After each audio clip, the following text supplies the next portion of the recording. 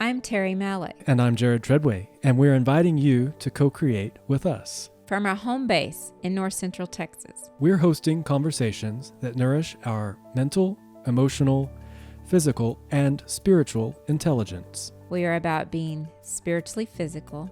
And physically spiritual. We are about inspiration. And aspiration. We are about involution. And evolution. We're about self-exploration and self-excavation. We are about each of us coming to know ourselves in our fullness and wholeness, so that together we serve the expansion of human consciousness with the gifts of our specific genius. Welcome to 33 North, 96 West. Hello, everyone, and welcome to 33 North, 96 West. And I am back here in the area and in the studio with Jared, and so excited to be here for this new year of 2022.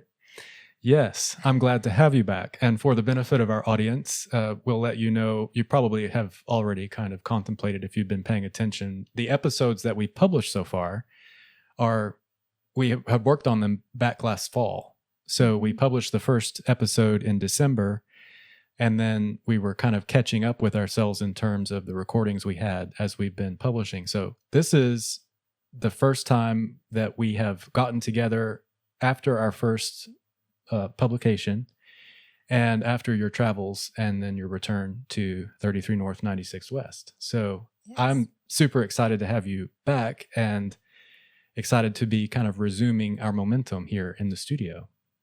Fantastic. I've been really excited about it for a few days, so glad to be here. And what is the topic that has come forth to talk about as our first topic in 2022 and today? And that is judgment and discernment. And I say and, I kept wanting to put judgment versus discernment, and that didn't feel quite right. It's judgment and discernment. So definitely not competing here, not competing the two. So I wanted to start. I will be brief. Definitely don't want to put us all to sleep, but I do want to read a definition of each so that we have a basis, a starting point. Judgment, the ability to make considered decisions or come to sensible conclusions. And another definition is an opinion or conclusion. A third definition, a decision of a court or judge. Of course, we all are familiar with that. And then it can also be a misfortune or a calamity viewed as a divine punishment. For sake and purpose of today's conversation, we really are focusing mostly on the meaning of the ability to make considered decisions or come to sensible conclusions, or an opinion, or again, a conclusion. That feels more into the topic, related to the topic today. Discernment, the ability to judge well. So they use that word judge again. So that's what I wanted to kind of use to lead into us discussing this. Another definition, and so a second definition of that is perception in the absence of judgment with a view to obtaining spiritual guidance and understanding. I had not ever actually read that definition. So I want to say that one more time. Perception in the absence of judgment with a view to obtaining spiritual guidance and understanding.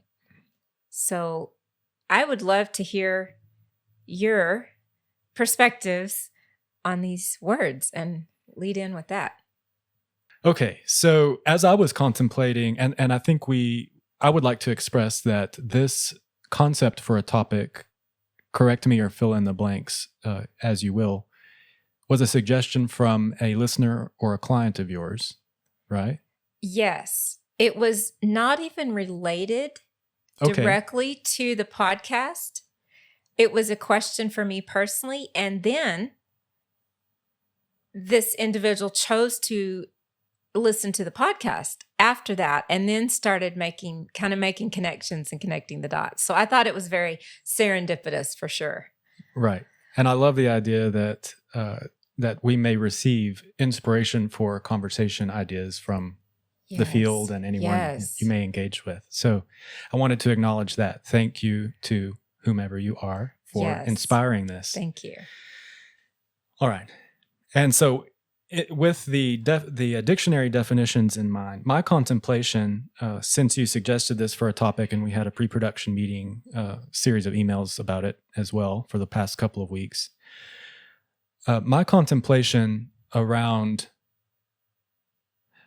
judgment, and I think the dictionary definition makes some suggestion of this. When I think of the act of judging, or the concept of issuing a judgment, I really make a strong connection between that and my mental capacity, my mental structure. So let me unpack that a little bit. Okay. Imagine that. Let me define idea first. So we're moving through life. We have perceptions and sensations, experiences. We process those, and they can be represented as ideas within our mental body, our mental faculty. Here's this idea that we've experienced, this idea we've been exposed to. And so the way the mental body works is repeated focus on an idea becomes an idea structure. And then idea structures, when you perpetuate focus on those over time, they become belief structures, ideologies, systems of thinking. Yes. Right? So think about this on an individual level, or think about it as an individual in a culture or a collective. So you're born for like 7 years, you're still kind of getting used to being in a body, and you're kind of moving. So you're seeing what your parents do, you're seeing what your teachers are doing, you're experiencing, what it's like to go to church, what it's like to go to school. You're taking all this in, and through your observation, you are sort of acclimating or adopting the ideals, ideologies, and belief structures of your environment. Did I say that in a good way? Yes. Okay. In fact, the word that kept coming to my mind as you were explaining that was beliefs. And then you Yes. concluded with the belief structure. Yes. Yes.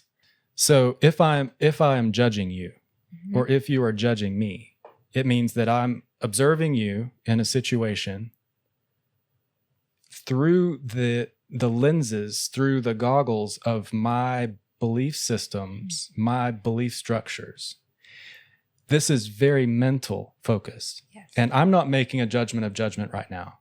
Yeah. I just want to understand the Yes. phenomenon and what's happening in my body, in my bodies. So the course of life has inspired belief structures within me. I have belief structures in my mind. And so as I'm observing the experience I'm having and the people in my field, all of that observation is getting filtered through the structures in my mind that I've accumulated. Yes. And so as a result of that, I may issue a judgment. This also, let's remember, we can judge ourselves. Mm-hmm. So it was wrong of me to do that thing that I did. Well, in order for that to be true, I have to have a mental structure or a belief structure in place that defines right and wrong, good and bad, dark and light. There's a strong sort of sense of polarity, but again, it's all part of this structure. A newborn baby coming into the world is far more open and clean mentally than we are as mature adults. Yes. Okay. Yes. So there's more that I've been contemplating on the idea of judgment, but for the purposes of the flow of our conversation, I want to say a little bit about empathy and then volley the mic back to you. I said empathy. That's interesting. What we're really talking about is discernment.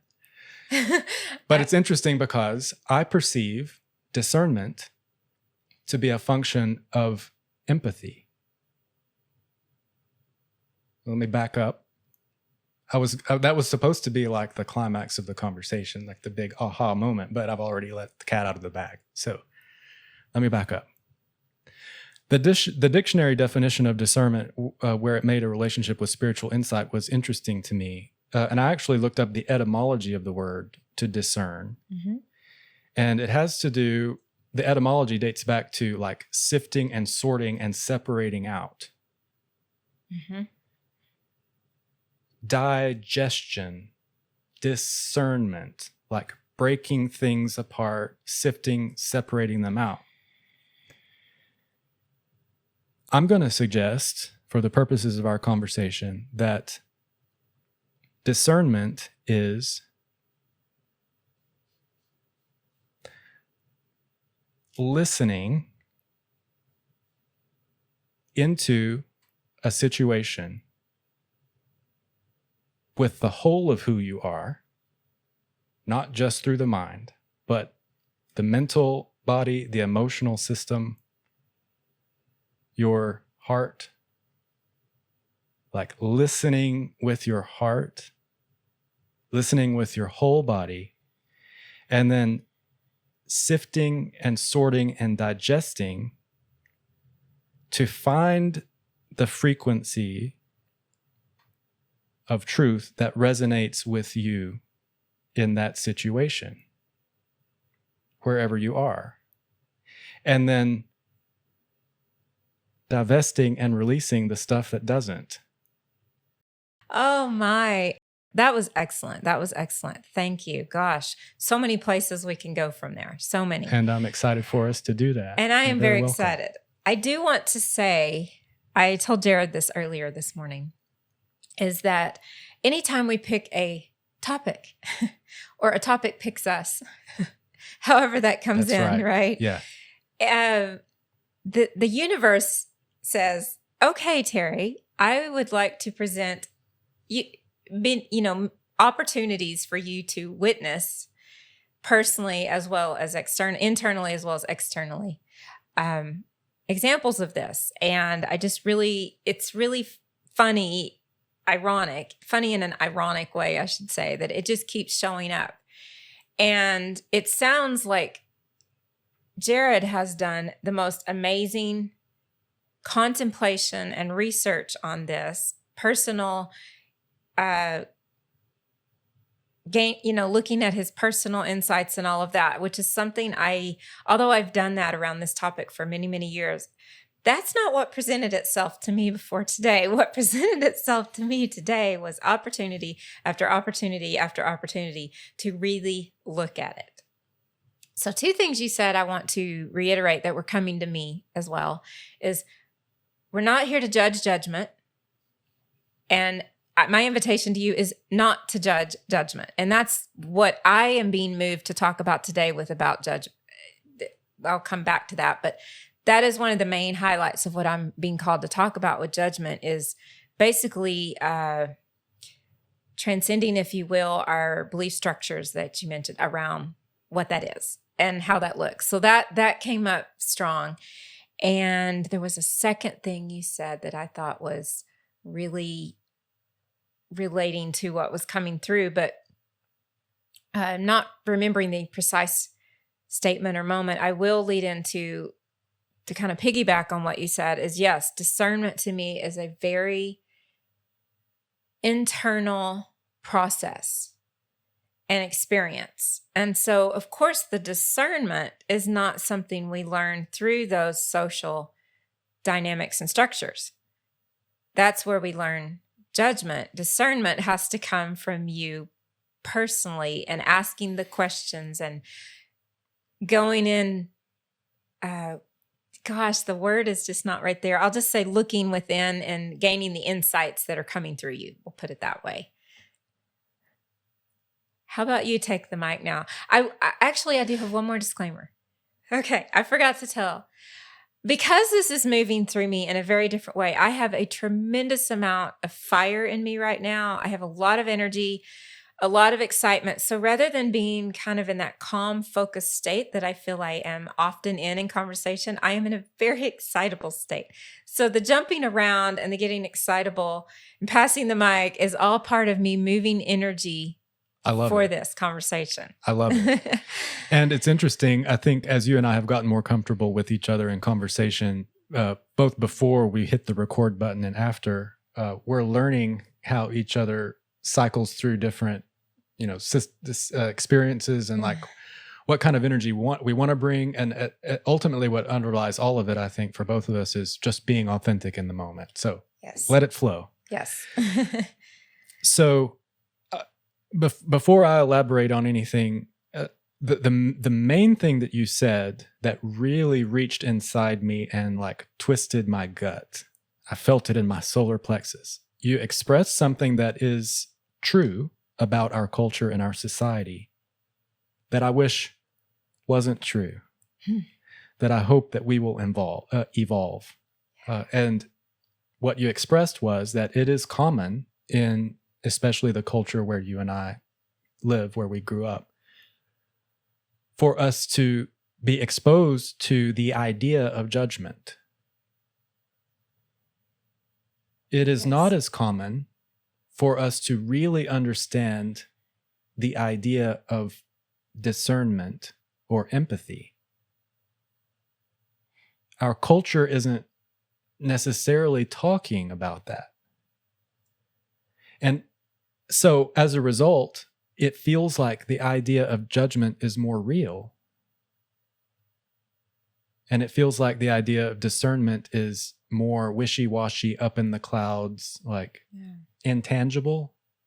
Absolutely. But really, they're just two different aspects of us processing our experiences. Yes. Going back to the idea of judgment, what I'd like to ask for you to consider, Terri, and for us to consider in this conversation is, if we know that our mind creates structures, does that also imply that we can take structures down and build different ones? Do you follow that?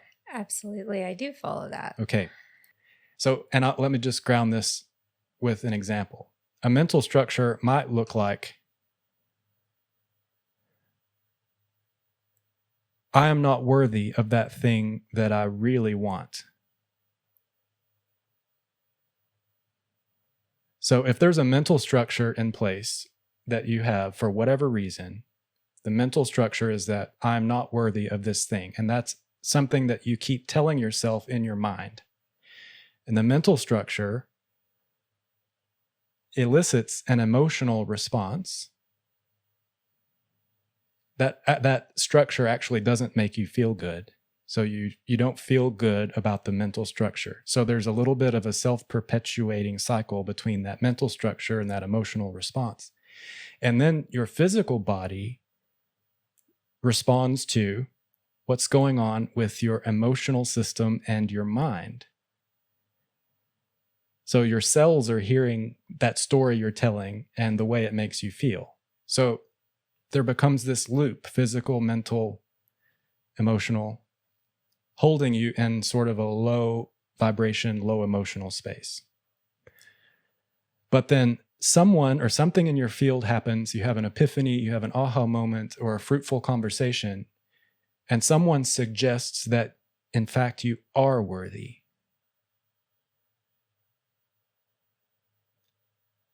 That causes you to question your mental structure, reformat it, and build a new one. You're no longer judging yourself as being unworthy. You're considering the idea and building a new structure that you are worthy. Can you follow that train of thought, those ideas? Yes, that's a wonderful example of using judgment and evolving, allowing that to be a part of your evolution and your personal growth and development.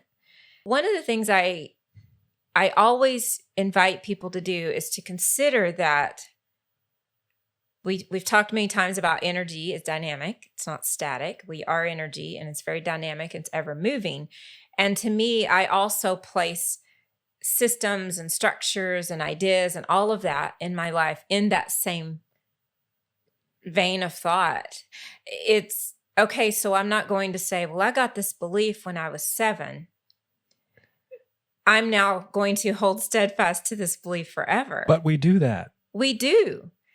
And we are actually highly encouraged in society to do that. We're taught that, in fact, wow, this connects to some things that were coming through yesterday. And I just had an epiphany, hence the wow. Consider this.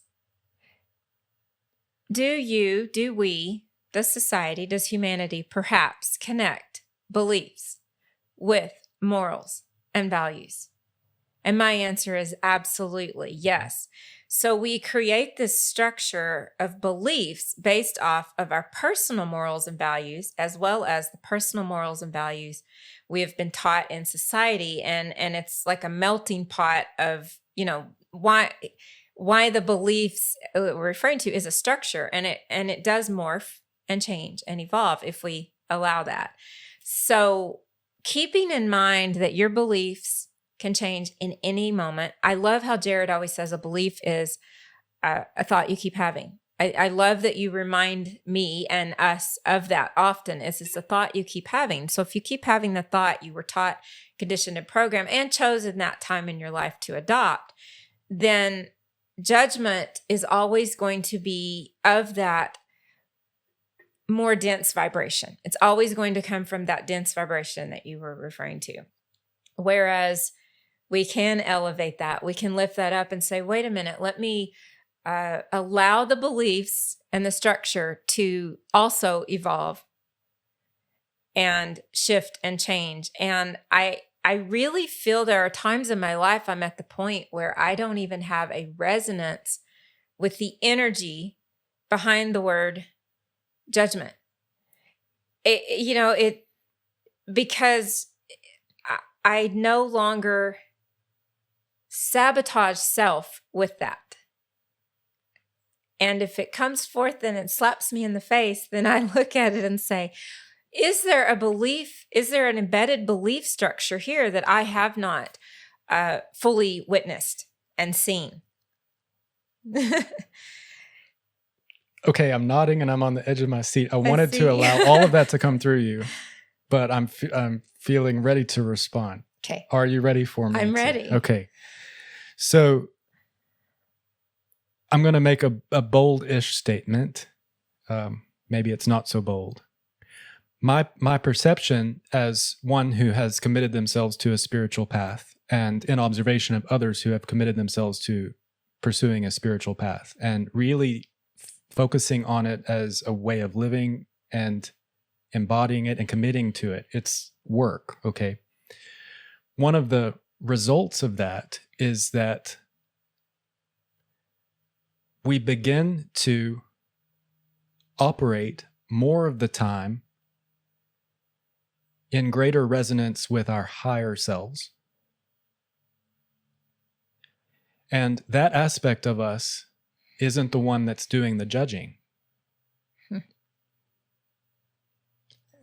So when you're in that space, okay, let me ask this as a question. Is it possible to experience the world in perfection? That's a loaded question. Can you perceive the inherent perfection in the universe? My answer is yes. Yes. So you can perceive the world in perfection. Yes. And when you are tuned into that, you understand that in order to be in judgment of another, of a situation, of a person, you have to be judging yourself. Yes. That's essentially because from that level, you realize the inherent unity and the oneness and the perfection of creation. And so in order to be in the frequency of judgment, you have to take yourself down in your perception, back down to, I'm going to use the words lower level. This isn't an accurate way to explain this phenomenon because all of that is you. Yes. But you have to come down into that denser level, Mhm. the denser aspects of your perception to move into a space of judgment. This is an aspect of our behavior. It is human. It is real. Maybe we have to be able to do it, but it's not the only mechanism.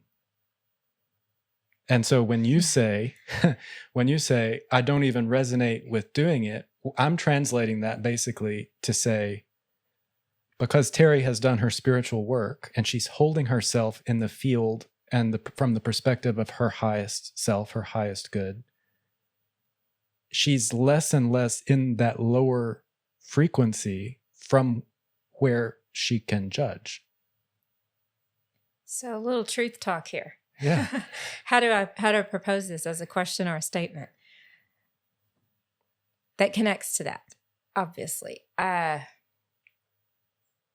an outside perspective, would I be viewed as judging? And from an outside perspective, would I also be judged? Maybe that's a good way we can ask a question. So reframe, are we judged? Do we perceive we are judged? And do we judge? Do we perceive that we judge?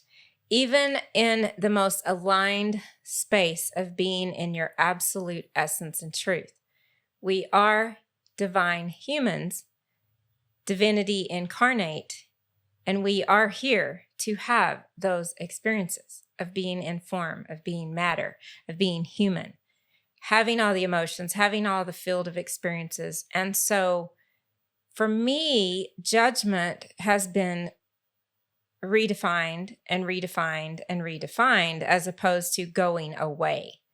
So I felt that was important because it's very easy to be. It is a loaded question and a topic that can often create a lot of triggers, excitement, frustration, all of these things, because we understand in the social dynamic that it is often viewed as if you say that you are no longer so much in the energetics of judgment, in that density energetic of judgment, it can appear as a delivery of being righteous, self-righteous. For me, at this point in my journey, judgment is not about, well, I'll start by saying I don't have a sabotaging definition of judgment at this point at all anymore. So I'm going to start with that. It's not negative. It's not bad. It's not wrong. None of that. When we're doing the work, as you mentioned, and we're doing that work and we're taking that true spiritual journey, whether you have it in short moments at a time or you experience it for long periods of time, that's not so much what I'm discussing here, but you have those experiences of being in that complete aligned space of your wholeness. And are we to just lay down and be a doormat and let everything that comes at us come at us? No, that's what discernment is for. We go within and say, okay, is this in this moment resonating with me or not? I know, okay, so Jared and I both, I'm feeling there's a lot of buzzing and excitement. So I'm going to impart something here because I want the mic to go to Jared. But I do want to say, I would love to come back to judgment related to separateness, consciousness. Okay? Yes. I'll just put that in there. Unless I go there. You might. For you. There you go. Yeah. So the first thing I want to say, which we may circle back around to, is I really, from my perspective, for the purposes of this conversation today, want to hold judgment and discernment as different aspects of our perceptual faculties. I don't want to put them on the same spectrum for the purpose of today. I want to say that everybody is doing both things. Yes. So, but what I do want to say is you've used the word redefine. Mm-hmm. I'm going to suggest maybe the idea of refinement of that process. Sorry. Refinement. Love that. Okay. Love that. And then I'm going to suggest that when you are at the lower frequencies of the phenomenon of judgment, the shadow, there is a lack of awareness of what's going on with it. It's not conscious in some cases. It's also because of the nature of how mental structures are, it's very subjective. Okay. Mm-hmm. With all that in mind, as you expand your awareness, your perspective becomes more objective. You become more aware and conscious of the phenomenon of judgment. Oh, I'm aware I'm making a judgment of myself. That begins the process of the gradual refinement of judgment into, I'm kind of alluding to the gene key system here because the words work, integrity. Yes. So Terri and I were having so much fun with this conversation that we went for almost 2 hours. So for your benefit, we have taken the liberty of dividing this episode up into 2 parts for you so that you can listen episodically if you'd like. So this represents the conclusion of part 1, and then we will publish part 2, and we're publishing them both together. So if you'd like to continue listening, you can just click on through to the next episode. As always, thank you for being a part of this, and I'll see you on the other side.